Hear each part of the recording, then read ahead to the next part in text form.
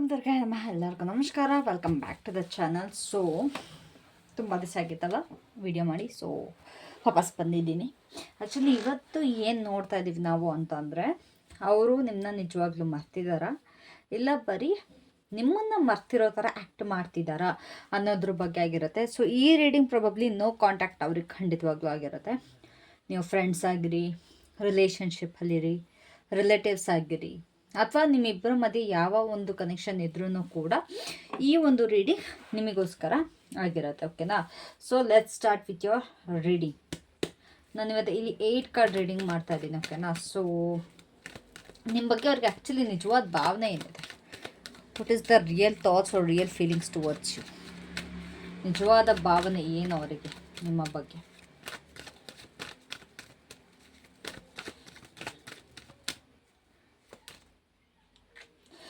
ಅವ್ರಿಗೇನಿದೆ ಅಂತಂದರೆ, ನೀವು ಕಂಪ್ಲೀಟಾಗಿ ಮೂವ್ ಆನ್ ಆಗಿದ್ದೀರಾ ಅನ್ನೋ ಒಂದು ಥಾಟಲ್ಲಿದ್ದಾರೆ ಅವರು.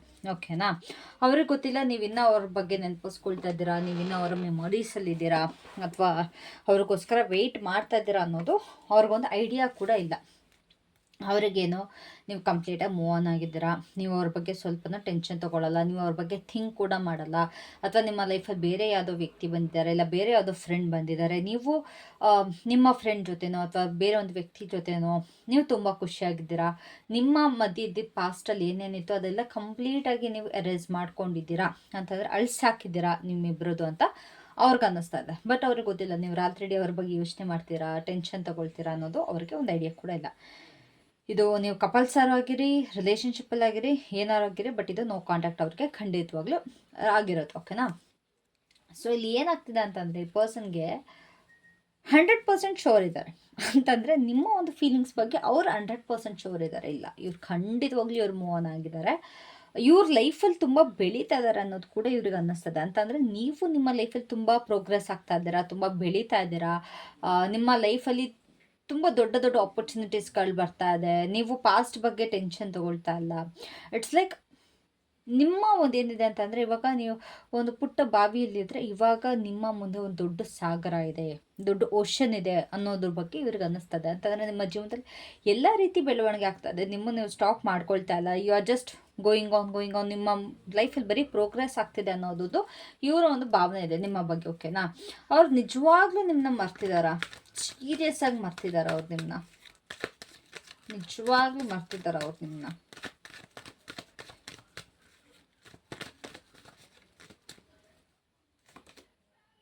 No way. ಸಿ ಇಲ್ಲಿ ನನಗೆ ಗೊತ್ತಿಲ್ಲ ಇದು ಯಾರ್ಯಾರಿಗೆ ರೆಸೊನೇಟ್ ಆಗುತ್ತೆ ಅಂತ, ಬಟ್ ಇಲ್ಲಿ ತುಂಬ ಜನಕ್ಕೆ ಫ್ಯಾಮಿಲಿಗೋಸ್ಕರ ಅವರು ನಿಮ್ಮನ್ನ ಬಿಟ್ಕೊಟ್ಟಿದ್ದಾರೆ. ಆ ಥರ ಫ್ಯಾಮಿಲಿ ರೀಸನ್ಸ್, ನೀವು ಫ್ರೆಂಡ್ಸಾರು ಆಗಿರ್ಬೋದು, ಫ್ಯಾಮಿಲಿನಾರು ಆಗಿರ್ಬೋದು, ನೋ ಮ್ಯಾಟರ್ ವಾಟ್, ಫ್ಯಾಮಿಲಿ ರೀಸನ್ಗೋಸ್ಕರ ಇವ್ರು ನಿಮ್ಮನ್ನ ಬಿಟ್ಟಿದ್ದಾರೆ.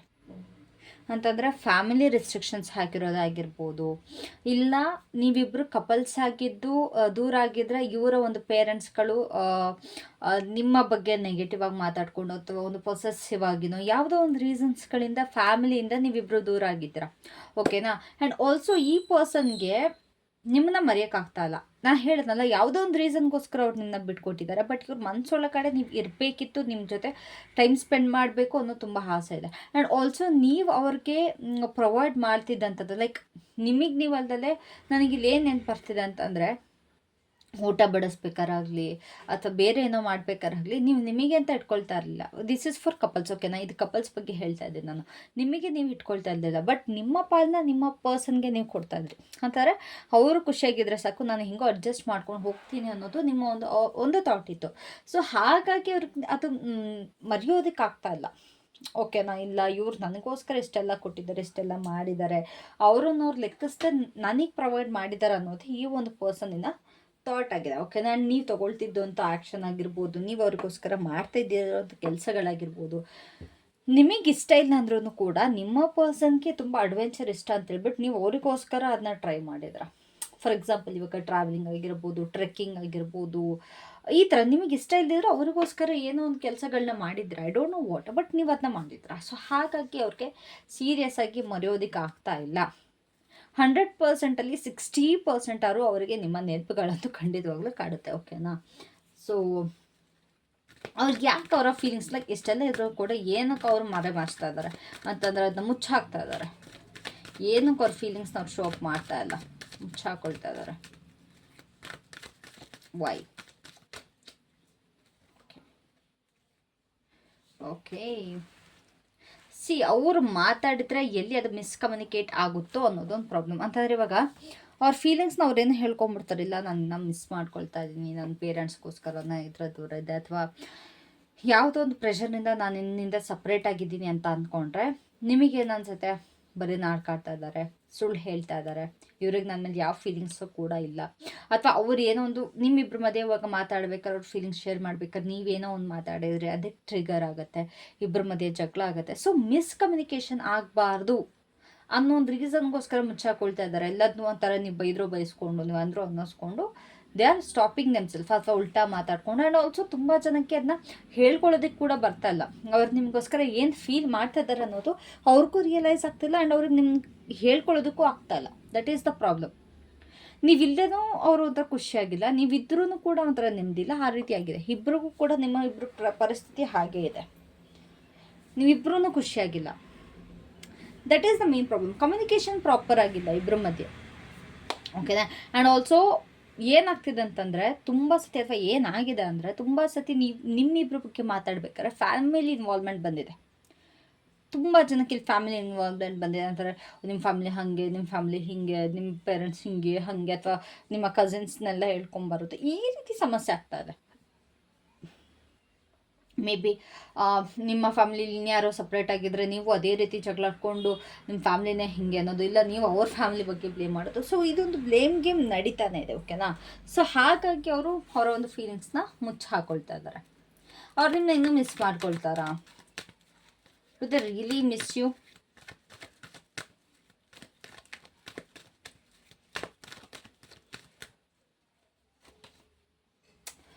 They are fighting with themselves, ಓಕೆನಾ. ಖಂಡಿತವಾಗ್ಲೂ ಮಿಸ್ ಮಾಡ್ಕೊಳ್ತಾ ಇದ್ದಾರೆ, ಬಟ್ ಅದನ್ನ ತೋರಿಸ್ಕೊಳ್ಳೋದಕ್ಕೆ ಆಗ್ತಾ ಇಲ್ಲ. ಅದೊಂದು ಏನಾಗ್ತಿದೆ ಅಂತಂದ್ರೆ ಸ್ಟ್ರಗಲ್ ಮಾಡ್ತಿದ್ದಾರೆ, ಅವ್ರಿಗವ್ರು ಸ್ಟ್ರಗಲ್ ಮಾಡ್ತಾ ಇದ್ದಾರೆ. ಆ್ಯಂಡ್ ನಿಮ್ಮ ಬಗ್ಗೆ ಅವರ ಅಕಸ್ಮಾತ್ ನೀವಿಬ್ಬರು ಮದುವೆ ಆಗಿಲ್ಲ ಅಂದ್ರೂ ಕೂಡ ನಿಮ್ಮ ಜೊತೆ ಒಂದು ಕಾಂಟ್ಯಾಕ್ಟಿಗೆ ಬರೋಕ್ಕೆ, ಅಥವಾ ನಿಮ್ಮ ಜೊತೆ ಒಂದು ರಿಲೇಷನ್ಶಿಪ್ನ ಬಿಲ್ಡ್ ಮಾಡೋದಕ್ಕೆ ಅವರ ಫ್ಯಾಮಿಲಿ ಜೊತೆ ಕೂಡ ಅವ್ರು ತುಂಬ ಜಗಳ ಆಡ್ತಾ ಇದ್ದಾರೆ. I can see that, I can sense that, ಓಕೆನಾ. ಸೊ ಆ್ಯಂಡ್ ಆಲ್ಸೋ ಮೆಂಟಲಿ ಅವರು ಕೂಡ ಅವ್ರಿಗವ್ರು ತುಂಬ ಅಂದರೆ ತುಂಬ ಒಂಥರ ಕನ್ಫ್ಯೂಸ್ ಸ್ಟೇಟಲ್ಲಿದ್ದಾರೆ, very confuse state. Yes, they miss you a lot, they think about you a lot. ನಿಮ್ಮ ಕಡೆಗೆ ಆ್ಯಕ್ಷನ್ ತೊಗೊಳ್ಬೇಕು, ನಿಮ್ಮ ಕಡೆಗೆ ಬರಬೇಕು, ನಿಮ್ಗೆ ಸಪೋರ್ಟ್ ಮಾಡಬೇಕು. ನೀವೇನು ಮಾಡಿದರೂ ನಿಮ್ಗೆ ಅದರಲ್ಲಿ ಸಪೋರ್ಟ್ ಮಾಡಬೇಕು ಅಂತ ಇದೆ, ಬಟ್ ಆಗ್ತಾಯಿಲ್ಲ. ಕಾರಣಾಂತರಗಳಿಂದ ಆಗ್ತಾಯಿಲ್ಲ. ಕಾರಣ ಏನಾರು ಆಗಿರ್ಬೋದು, 1-2 ಕಾರಣ ಅಲ್ಲ, ತುಂಬ ಹಲವಾರು ಕಾರಣಗಳಿದೆ.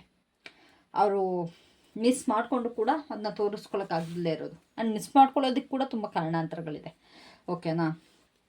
ಸೊ ಇವಾಗ ಅವ್ರ ಮನಸ್ಸಿನಲ್ಲಿ ಯಾವ ಥರ ಗೊಂದಲ ಓಡ್ತಾ ಇದೆ, ಏನು ಗೊಂದಲ ನಡೀತಾ ಇದೆ ಅವ್ರ ಮನಸ್ಸಲ್ಲಿ? ಎಸ್, ಈ ರೀಡಿಂಗ್ ರೆಸೊನೇಟ್ ಆದರೆ ನೀವು ನನ್ನ ಹತ್ರ ಪರ್ಸ್ನಲ್ ರೀಡಿಂಗ್ ಕೂಡ ತೊಗೊಳ್ಬೋದು, ಓಕೆನಾ. ನಿಮಗೆ ಪರ್ಸ್ನಲ್ ರೀಡಿಂಗ್ ತೊಗೊಂಡಾಗ ನಿಮಗೆ ಎಕ್ಸಾಕ್ಟ್ ಆನ್ಸರ್ಸ್ ನಿಮಗೆ ಅಂತ ತಿಳಿಯುತ್ತೆ. ಇದು ಯೂನಿವರ್ಸಲ್ ಎನರ್ಜಿ ಬೇಸ್ಡ್ ಮೇಲೆ ನಿಮಗಿದು ರೆಸೊನೇಟ್ ಆಗ್ತಾ ಇರುತ್ತೆ. ಸೊ ಅವ್ರ ಮನಸ್ಸಲ್ಲಿ ಇವಾಗ ಯಾವಾಗ ಗೊಂದಲ ನಡೀತಾ ಇರುತ್ತೆ?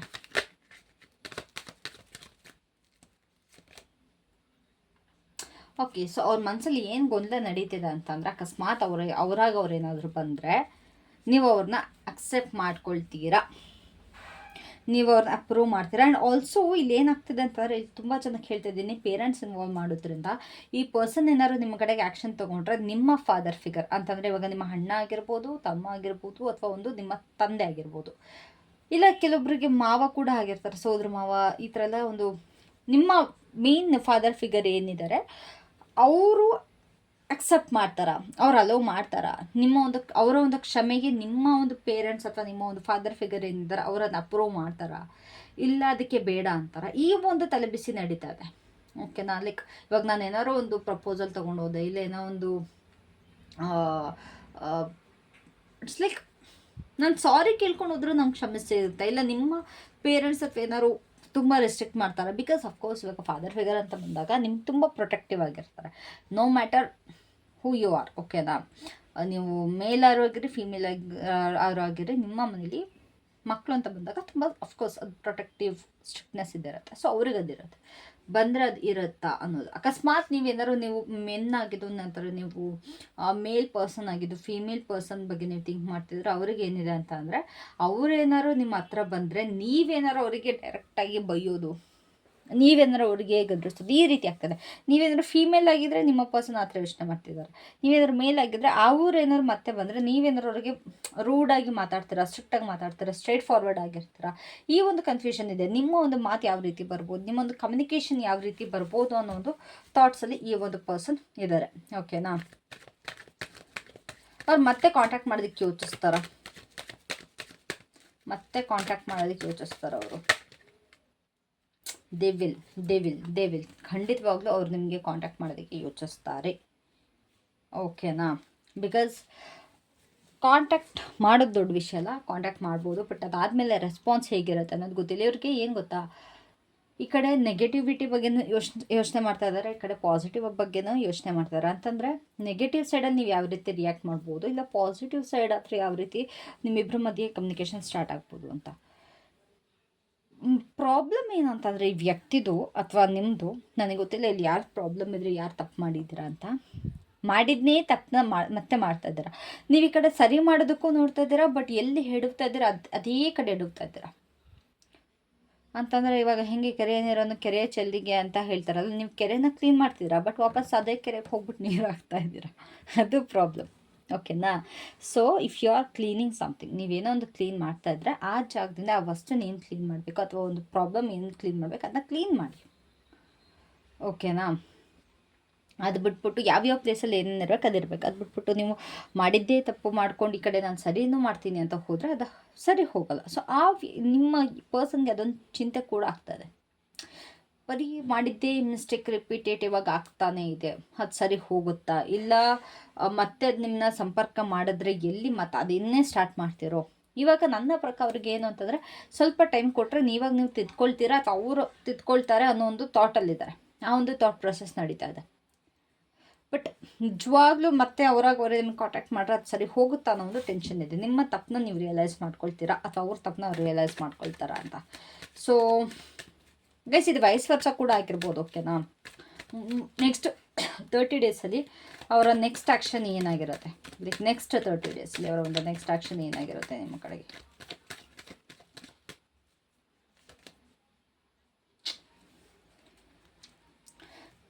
ಆ್ಯಕ್ಷನ್ ಅಂತ ಎಕ್ಸ್ಪೆಕ್ಟ್ ಮಾಡೋಂಗಿಲ್ಲ. ನನ್ನ ಕಡೆಯಿಂದ ಹೇಳೋದಾದ್ರೆ ನೀವು ಕೂಡ ಏನು ಆ್ಯಕ್ಷನ್ ತೊಗೊಳ್ಳೋದು ಒಳ್ಳೇದಲ್ಲ ಈ ಒಂದು ಸಿಚುಯೇಷನಲ್ಲಿ. ಬಿಕಾಸ್ ಆ್ಯಕ್ಷನ್ ತೊಗೊಂಡ್ರು ಕೂಡ ಅದೆಲ್ಲೋ ಒಂದು ಕಡೆ ಸ್ವಲ್ಪ ನೆಗೆಟಿವ್ ಆಗೇ ಹೋಗುತ್ತೆ, ಅದು ಪಾಸಿಟಿವ್ ಆಗಂತೂ ಹೋಗಲ್ಲ.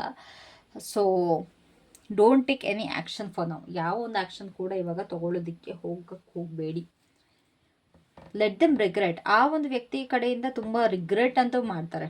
ಅಂತಂದರೆ ಇವಾಗ ನಿಮ್ಮ ರಿಲೇಷನ್ಶಿಪ್ಪಲ್ಲಿ ಏನೇನೆಲ್ಲ ಆಯಿತು, ತುಂಬ ರಿಗ್ರೆಟ್ಸ್ಗಳಿದೆ. ತುಂಬ ಜನಕ್ಕೆ ಇನ್ಲಾಸ್ ಮ್ಯಾಟರ್ ಆಗ್ತಾರೆ, ತುಂಬ ಜನಕ್ಕೆ ಪೇರೆಂಟ್ಸ್ ಇನ್ವಾಲ್ವ್ ಆಗಿದ್ದಾರೆ, ಫ್ಯಾಮಿಲಿ ಅನ್ನೋದು ತುಂಬ ಇನ್ವಾಲ್ವ್ ಆಗಿದೆ. ಆ್ಯಂಡ್ ಈ ವ್ಯಕ್ತಿ ಕೂಡ ತುಂಬ ತುಂಬ ತುಂಬ ಅಂದರೆ ಪಶ್ಚಾತ್ತಾಪ ಪಡ್ತಾರೆ. ಅದಾಗಲಿ, ಸ್ವಲ್ಪ ಅವ್ರಿಗೆ ಆಗಬೇಕು, ಅವ್ರು ಮಾಡಿದ ತಪ್ಪು ಅವ್ರಿಗೆ ರಿಯಲೈಸ್ ಆಗಬೇಕು. ಓಕೆನಾ? ಆ್ಯಂಡ್ ಆಲ್ಸೋ ಇಲ್ಲಿ ಅವರಿಗೆ ಯಾರ ಕಡೆಯಿಂದ ಗೈಡೆನ್ಸ್ ಆದರೂ ಸಿಗ್ಬೋದು. ಸೊ ಈ ಒಂದು ಸಿಚುವೇಷನಲ್ಲಿ ಯೂನಿವರ್ಸ್ ನಿಮ್ಗೆ ಏನು ಹೇಳ್ತಾ ಇದ್ದಾರೆ, ಏನು ಒಂದು ಮೆಸೇಜ್ ಕೊಡ್ತಾ ಇದ್ದಾರೆ ಯೂನಿವರ್ಸ್ ನಿಮಗೆ.